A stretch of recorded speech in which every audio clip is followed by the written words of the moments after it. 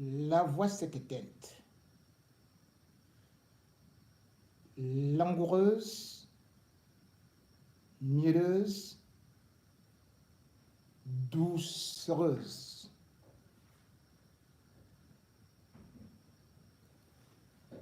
Coco Ateba, d'une beauté légendaire, ce fut une étoile de la musique, pas seulement camerounaise, continentale, mais internationale. Elle a fêté son anniversaire le 9 décembre sur un lit d'hôpital, là où elle est entrée justement à Suresnes, le 1er décembre 2024.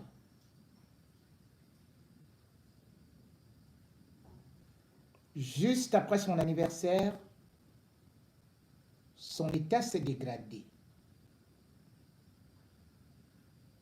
Pourtant, elle recevait les bouquets de fleurs, même des médecins et infirmiers qui avaient découvert que c'était une méga star qui était dans leur hôpital Fauche. Mais malheureusement, quelques heures après, elle a plongé.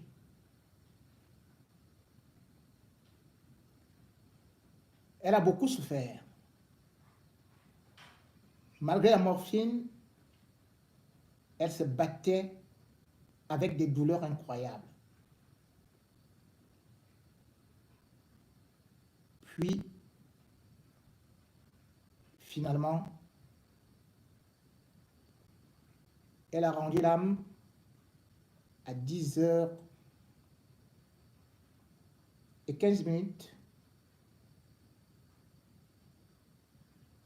le 14 décembre.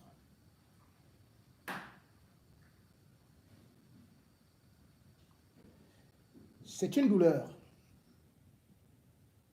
pour moi particulièrement, et pour vous autres qui l'avez connue. Même les plus jeunes qui ne l'ont pas connue, au moins ont pu apprécier les ingrédients de sa voix et surtout qu'elle fut la deuxième femme, après Anne-Marie Ndiaye, non seulement à chanter, mais à jouer une guitare acoustique.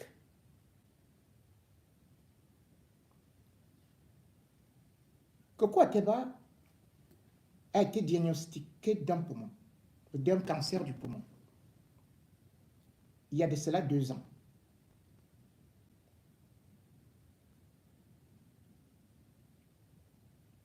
Je devrais dire que l'un de ses derniers spectacles, ou son plus grand spectacle à Paris, c'était juste avant le Covid.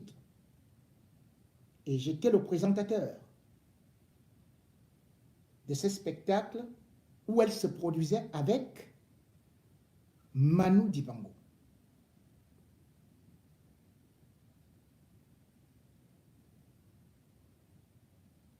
Arrivé à l'hôpital, on avait découvert que le cancer se développait à une vitesse incroyable. D'autant plus qu'au niveau des poumons, elle qui fumait, c'était un gros risque.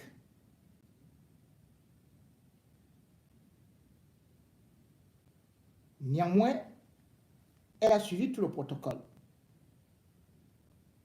Elle est rentrée à l'hôpital. Elle est rentrée à la maison. Et puis, lorsqu'elle est repartie à l'hôpital le 1er décembre, tout s'est dégradé à une vitesse incroyable. À la veille de sa mort, elle blaguait encore en disant « Ce n'est pas possible. Je ne pèse que 47 kilos. » Oui, 47 kilos pour cette femme qui était forte, qui avait du caractère et qui a beaucoup souffert. Beaucoup souffert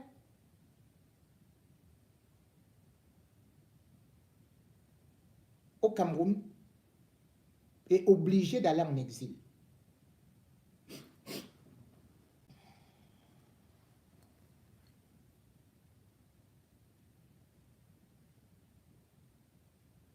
Coco Ateba commence sa carrière dans un cabaret qu'on appelait Cannibal Contrarié, non loin de ce qui était alors à l'époque le cinéma Le Capitole. Là-bas, c'est les hautes personnalités qui venaient. Au-dessus de tous les autres, même les Claude Ndam qui jouaient à la musique, qui jouaient à la guitare, quand Coco prenait sa guitare, tout le monde se levait. Et c'était de la guitare acoustique. Le milieu était plein. Et en 86, Paul Biya venait d'arriver au pouvoir, il n'y avait que 4 ans. Elle sortit un album dont vous avez d'ailleurs écouté un extrait. Entre le bikutsi, le jazz, la world, Coco chantait tout, maîtrisait tout. Et d'ailleurs, elle était parfaitement bilingue. Chantait même en pikin et dans d'autres langues. Et elle avait des textes. Elle a même chanté pour Nelson Mandela. C'était alors la méga gigastar des années 80, 90. Elle fut invitée au palais présidentiel par Paul Biya. Arrivé là-bas, c'était l'orchestre de la CRTV qui jouait. Elle avait fini sa prestation. Sauf que le présentateur, coincé parce que la suite du programme, on attendait un autre artiste qui n'était pas là. On demanda alors à Coco d'improviser quelque chose, de chanter quelque chose. Fertile en imagination,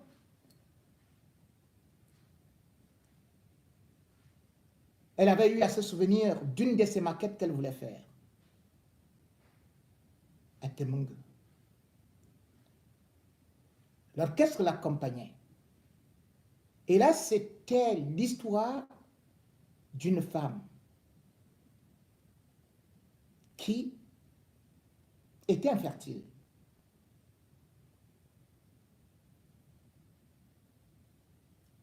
Et qui avait volé un bébé. À la fin du spectacle,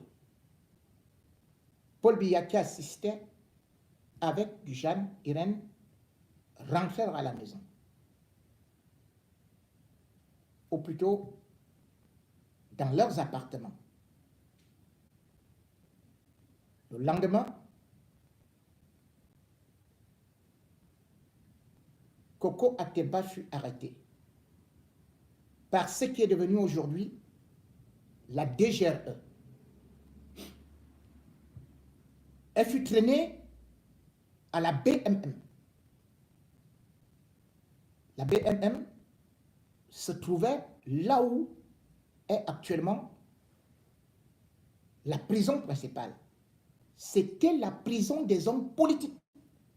C'est là où le terrible Fouchivé partait torturer les opposants.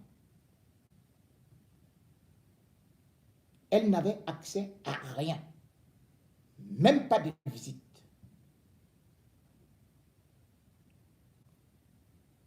L'affaire tournait sur la chanson, qu'elle se serait moquée de Jeanne Irène qui ne faisait pas d'enfant. Les services secrets avaient fait des bouts de cette chanson, et pourtant Jeanne Irène elle-même était au spectacle. Ils avaient découpé, analysé à leur façon, fait des rapports que ceci était bel et bien un complot bien organisé. Et par la suite, certains vinrent à mettre dans les oreilles de la première dame que Paul Biya était amoureux de Coco. Et c'est lui personnellement qui a fait qu'elle soit à ce spectacle.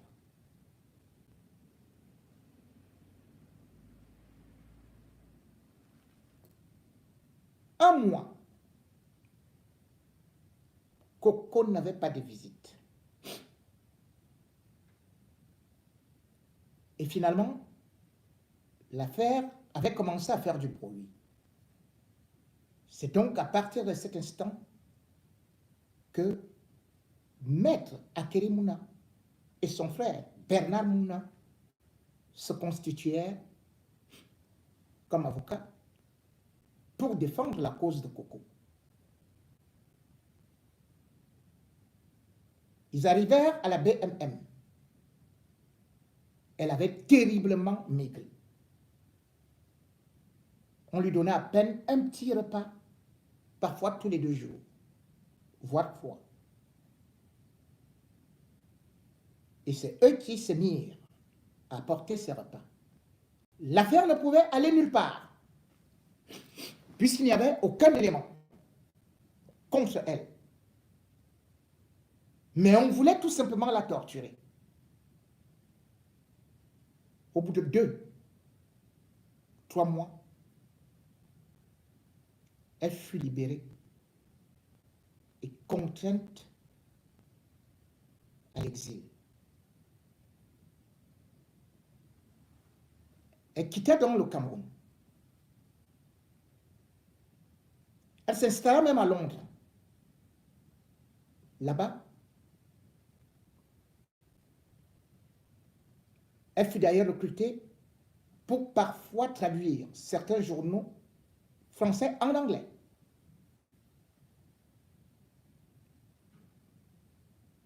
Coco avait une tête bien faite, très bien faite. De retour en France, l'un de ses morceaux, Froufrou, fut sélectionné par la chaîne France 2 comme générique de l'émission, avec Madame Bravo à la baguette. Coco pouvait avoir les droits et surtout, ses rares interventions plaisaient. La chaîne décida de recruter Coco. Mais le jour même où elle partait signer son contrat, débarqua alors son concubin, qui s'est mis à aboyer dans tous les couloirs de la chaîne. Immédiatement, les responsables, devant ce scandale, mirent fin à la nouvelle carrière que Coco voulait engager comme animatrice. Très violent, ce monsieur qui était aussi Kambeti et particulièrement étonné, lui faisait toutes les misères à Paris. Qu'à cela ne tienne, Coco n'avait jamais perdu son sourire.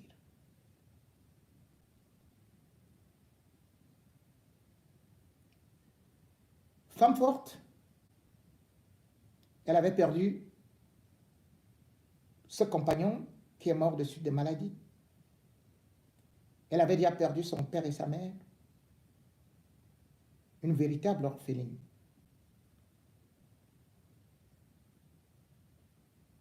Née le 9 décembre 1959, Coco Ateba n'a fait qu'un enfant, James Ateba. De son vrai nom, Flavienne Ateba, elle avait toujours été une maman très attentive, très attentionnée autant pour moi. Et surtout, elle était une artiste qui savait venir en aide aux autres, qui savait appeler à l'aide, même quand il y avait le cas de Lisati, c'est qui mobilisait les artistes pour qu'on puisse les aider.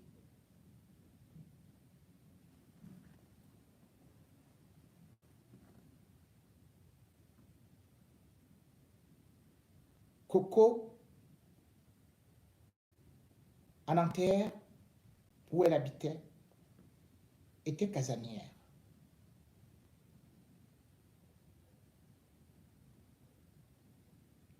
Mais cependant, elle avait toujours une oreille attentive au Cameroun, qu'elle aimait terriblement. Et d'ailleurs, elle n'a jamais pris la nationalité française. Elle était fière de brandir son passeport. Elle était engagée dans la lutte contre le tribalisme et aussi contre la guerre du Nozo. D'ailleurs, en 2010, lors du cinquantenaire des indépendances et de la réunification, malgré le fait qu'elle avait subi toutes sortes de sévices au Cameroun du régime Biya, elle avait accepté l'invitation d'aller chanter là-bas. Elle était partie en payant son billet d'avion. Arrivée là-bas, tout ce qu'on lui avait promis, rien du tout. Elle rentra à Paris. Ses droits d'auteur n'ont jamais été payés. On avait menti qu'on devait la dédommager par rapport à tout ce qu'elle a subi, prison et surtout exil, de façon injuste. Mais elle n'a jamais reçu un radis.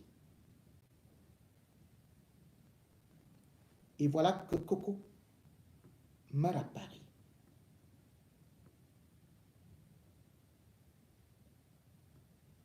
De 10 heures jusque dans la soirée, que faire? Dans la mesure où son fils de 28 ans, surveillant dans un lycée, lui-même étant encore célibataire, sans enfant, n'ayant pas assez de moyens, ne savait où aller crier, pleurer. Au niveau de l'ambassade, personne pour intervenir. La dépouille est restée là jusqu'à ce que l'hôpital a décidé de la garder. En espérant que l'État français ou les services sociaux ou alors les membres de la famille vont s'en occuper.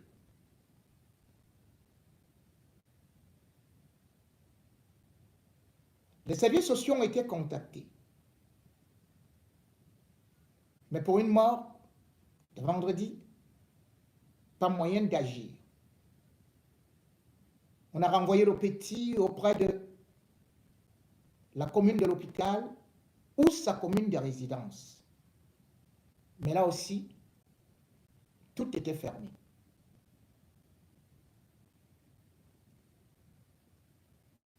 Voilà donc Coco qui plus que jamais, même jusqu'à sa mort, est abandonné.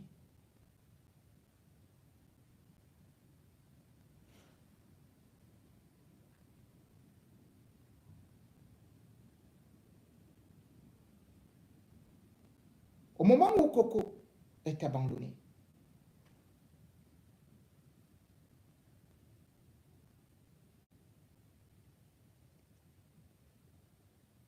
les hautes responsabilités, les hauts responsables boivent du champagne. Ou plutôt invitent des artistes étrangers.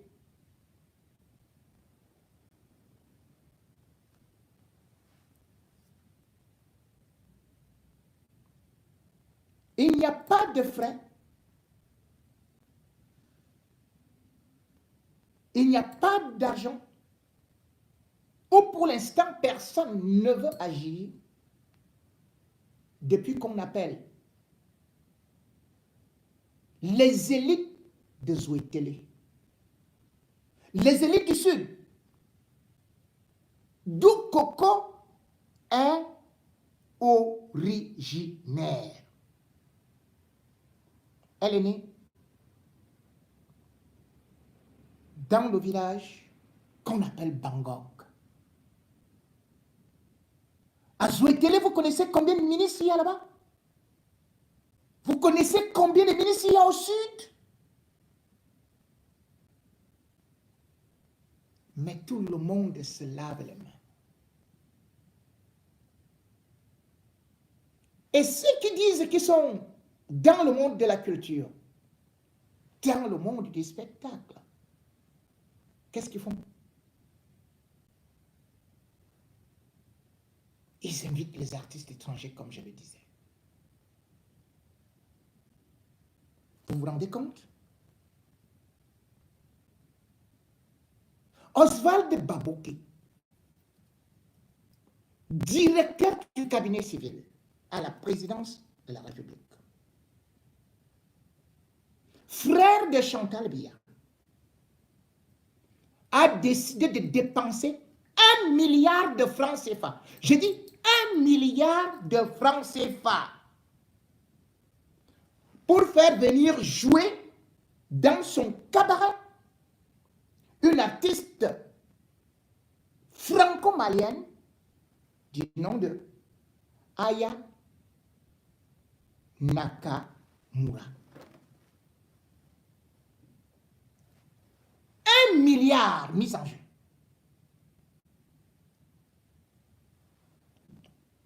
Pour la Saint-Sylvestre.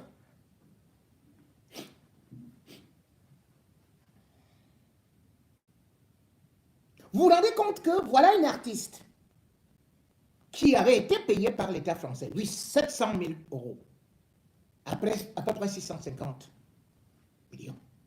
Bon, je ne sais pas, c'est peut-être moins. Mais comment est-ce possible qu'un directeur du cabinet civil de la présidence de la République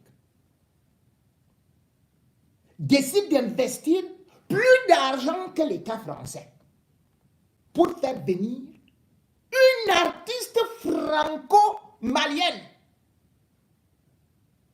dans un cabaret de 700 places qu'il a de surcroît appelé le continent 237. Le continent 237. On aurait imaginé qu'il allait faire la publicité, la promotion de la culture camerounaise, de la musique camerounaise. Mais que non! Il préfère payer aux autres artistes pour que ses amis ministres milliardaires comme lui viennent rester là. Et le pire, c'est que ce monsieur se dit pasteur. Il se dit pasteur. Oswald Babouké est pasteur de la chapelle de quoi là? De la gloire du Christ. Chapelle de la gloire du Christ. C'est une église de réveil qu'il a eu à construire à Mbokada pour des grands.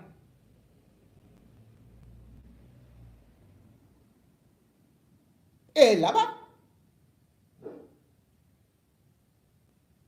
leur Dieu choisit tout simplement les grands. Si tu n'es pas grand, tu n'es pas dans son église.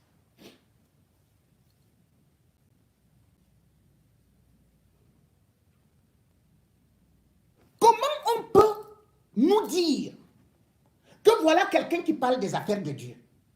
Alléluia, amen, alléluia, amen. Que le Seigneur soit loué avec sa femme. Qui est ou papesse ou quoi là-bas, révérende Crescence Babouké.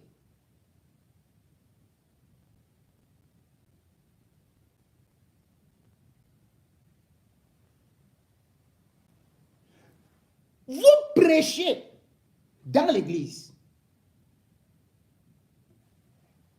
et vous partez prendre une femme qui chante on ne sait quoi, qui est capable de danser nu. C'est elle. Comment un pasteur, la chose qu'il peut créer, c'est le milieu de fornication.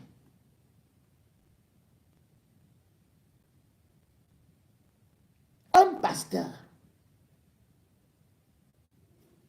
voilà ce qu'il fait.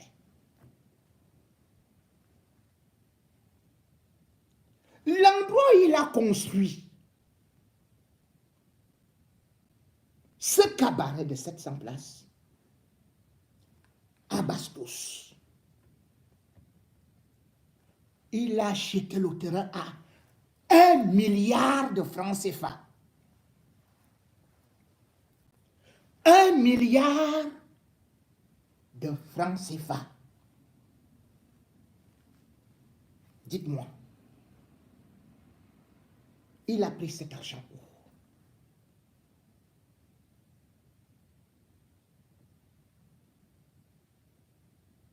Et ce n'est pas tout. Parce qu'au niveau des investissements, c'est hors norme.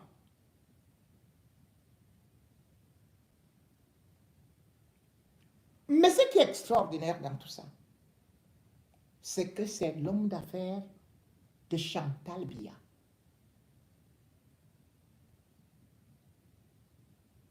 Qui fait exactement comme Chantal Biya. C'est-à-dire que les artistes camerounais n'ont pas les droits d'auteur, sont dans la galère, la dèche.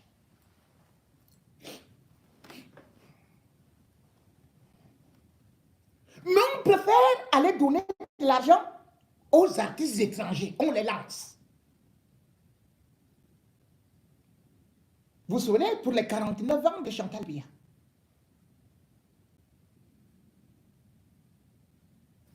elle avait fait venir Koffi Olomide, Singila, pour chanter devant elle comme ça, voilà. 400 millions. On ne compte pas les gains, l'hébergement. On se souvient que sa fille, Brenda Biya, avait fait venir au palais Whisky. C'est-à-dire que le gars débarque en jet privé et on vous dit que c'est 1 million d'euros pour venir faire un playback. Un petit bonhomme, hein? Il fait un playback devant Chantal et Brenda. Et on paye. Mais quand les mêmes gens invitent les artistes camerounaises ou camerounais au palais, ça devient les moqueries, la honte.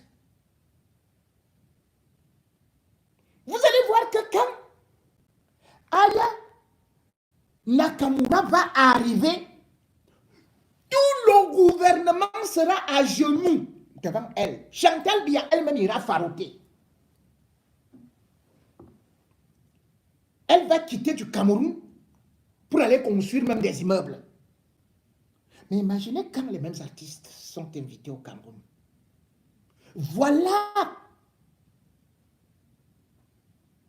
Coco à débat, qui n'a même pas eu un centime. Les autres artistes qui arrivent au palais, c'est les 300 000. Celui qui a beaucoup touché, c'est 500 000. Et sur les 500 000, vous devez aussi donner à celui qui vous a appelé, qui vous a contacté. Donc il va dire que, mais lance-moi. Donc vous lui donnez 200 ou 150 000. Et vous rentrez avec 350 000 après avoir dansé, chanté, jusqu'à transférer devant Chantal et Paul Biya.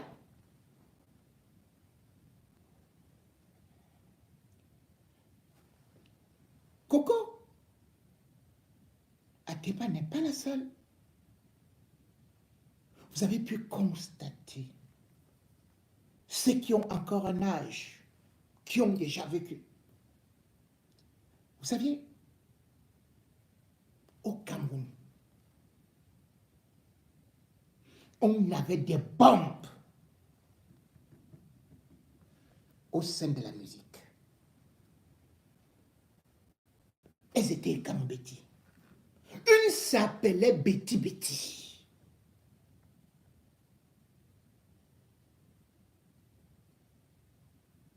Elle était d'une beauté suffocante. C'était hypnotisante. Quand vous la regardiez, c'était pas possible.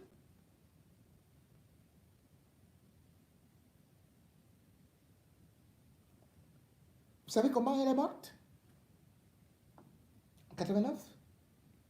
Et sa sœur s'appelait Annie Disco. Une grande artiste également. Bannie.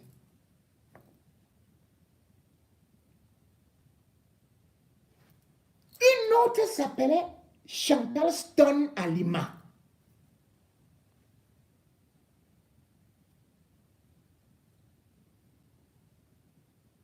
Tous ces noms ont été oubliés.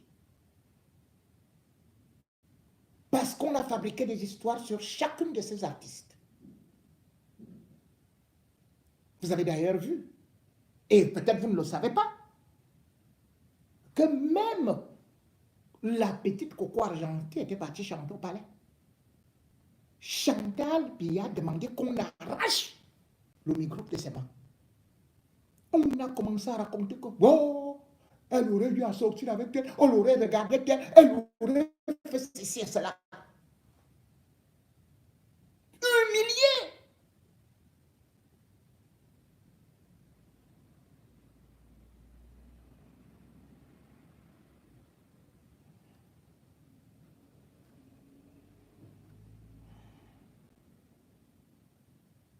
Voilà Coco, qui malgré tout a laissé des œuvres impérissables, éternelles. Oui, Coco également était une femme engagée, très engagée. Et c'est ce que ce régime n'a jamais voulu. D'ailleurs, pour l'élection présidentielle de 2018, je me souviens que c'est elle-même qui avait tout préparé, tout le repas, lorsque Akerimona était encore candidat avant de rejoindre Maurice Kamto. Elle était au four et au moulin. Et d'ailleurs, voici, je vais vous présenter, je vais vous faire écouter l'un de ces derniers messages en ce qui concerne, bien évidemment, la crise du Nozo, où elle appelait à la paix.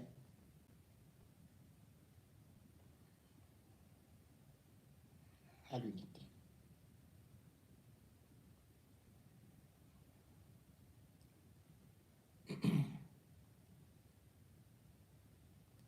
Je vais vous mettre coucou.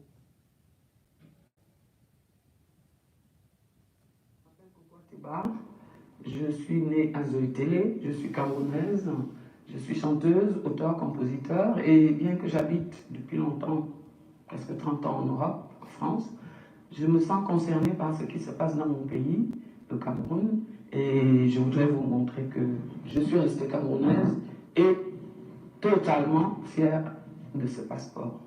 Je voudrais vous prier tous, vous dire ma prière pour ce pays, pour notre pays, que notre pays reste uni, c'est très important. La paix est précieuse pour tous. La paix est précieuse pour les jeunes, les moins jeunes. La paix est précieuse pour avancer dans la vie et nous avons besoin de cette paix. Nous avons beaucoup de chance au Cameroun, nous avons une diversité extraordinaire. Je suis francophone, je suis né dans le sud, mais je suis aussi anglophone, même si je ne suis pas parfaitement bilingue. J'aime mon pays et je ne voudrais pas le voir divisé. Aujourd'hui, il y a une crise qu'on appelle crise anglophone. Il faudrait qu'on rassure nos frères anglophones que nous sommes avec eux, que nous comprenons leurs demandes, bien que nous condamnions la violence, d'où qu'elle vienne d'ailleurs. Et nous voulons ici exiger du gouvernement qu'il rétablisse les conditions de la paix, les conditions du dialogue, ce dialogue qui est important dans toutes les familles, dans toutes les nations, dignes de ce nom.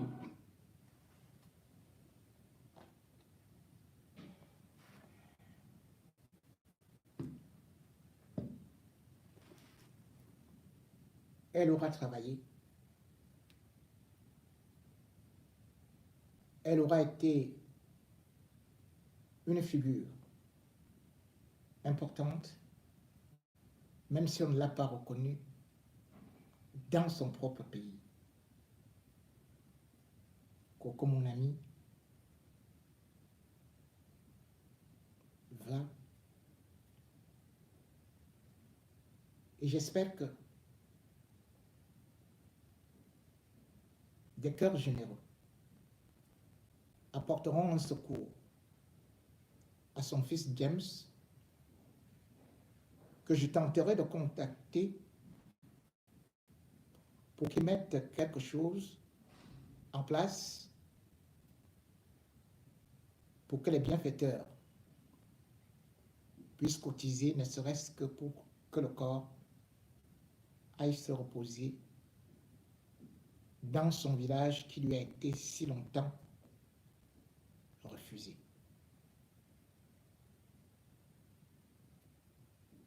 Une minute de silence